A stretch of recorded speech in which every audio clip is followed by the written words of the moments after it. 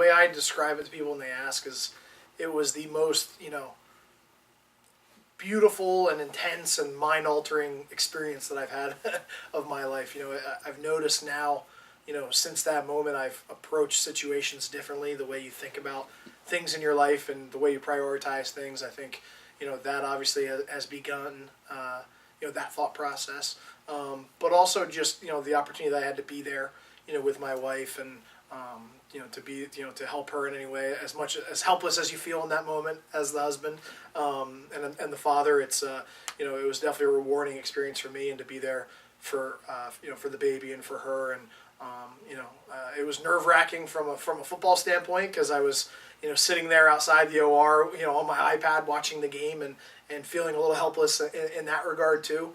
It was definitely way more nerve-wracking watching it as a spectator than being there on the sideline. I just wanted to echo, that a word of thanks, to my staff for making that decision easy for me, and allowing me to be there, for her and my family in that moment. I had all the confidence in the world in them that they would be able to run things as smoothly just as if I was there.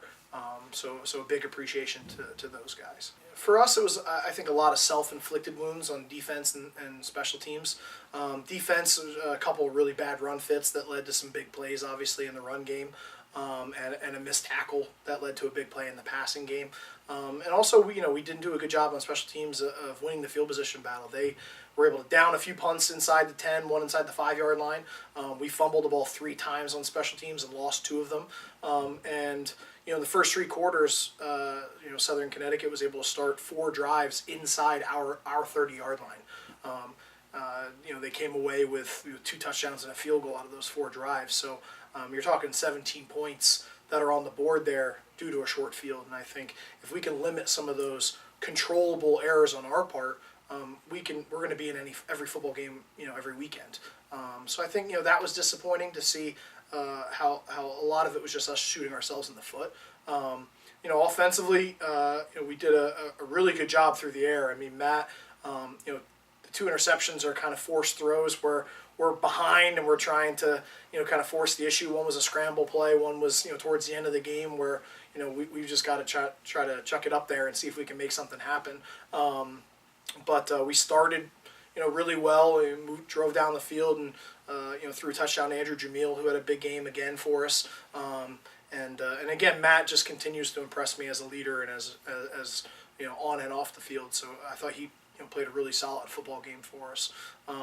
Andrew did a great job. I think he had 11 catches in the first quarter of that football game. And then obviously to see somebody like Kevin Dick, who's kind of been steady Eddie for his whole career, have another big game. Really long catch down our sideline for a touchdown, and he's been a great, almost unsung hero of our offense, for the last couple of years now. So it was really good to see him break out with a big game and get in the end zone again for the 2nd week in a row. Now going his 4th year, he's really become a technician. He's a great route runner. He's also a really big kid. I mean, he's 6'2", 6'3", 210, 215 pounds. I mean, he's going to have a size advantage over every DB he goes against. But he's also a tremendous route runner. He understands leverage. He uses it to his advantage. He's got great hands. I mean, we played one-on-ones in practice, good on good. He's virtually uncoverable.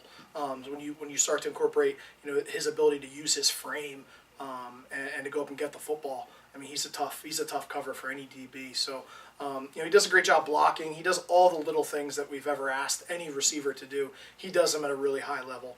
He's a great leader in that group. He's definitely the voice that kind of carries that room. And he's found the end zone now 2 weeks in a row in some big situations for us where we needed it. So it's good to see a senior, especially Kevin, step up in that role. And Coach Collins, first off, obviously has been there for a long time and has done a tremendous job building that roster and building that program's level of success up to what it is now. They have a lot of weapons on the perimeter.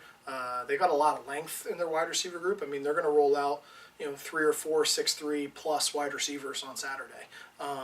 They've always had a really strong offensive line. They've got 4 returning starters from last year. They do have a new quarterback under center, but he's not new to the NE10. And he's had a really strong career at St. Anselm's. He's off to a great start at Post. They used to be more of a quarterback run-driven offense, and now they're definitely throwing it a lot more effectively than they have in the past. And then defensively, they're going to get after you. They attack. They've got some good length, some good coverage guys. Their defensive tackle might be one of the best in the league right now. So they're very talented across the board. They're going to challenge you in a lot of different ways. From a confidence standpoint, I think confidence comes in preparation. It can't come as much from what happened in the past. I think when we walk on the field every Saturday, we're confident in our ability that we can go out and compete and win any football game that we're a part of. It all just comes down to execution. At the end of the day, there's going to be 5 or 6 plays that define every football game. You don't know it until they happen, but we have to approach every play with the attention to detail and the focus and the level of execution as if that play could make or break this game. It's easy to look back at maybe the Southern game and say, all right, here are the 5 or 6 snaps that really won or lost us that game. I think for us, we have to make sure that we're creating those opportunities for us on Saturday to have a chance to win. I think the big thing is to limit the big play by them on offense. They do stretch the field vertically with some of those receivers, so we have to do a good job in coverage and stay on top of them.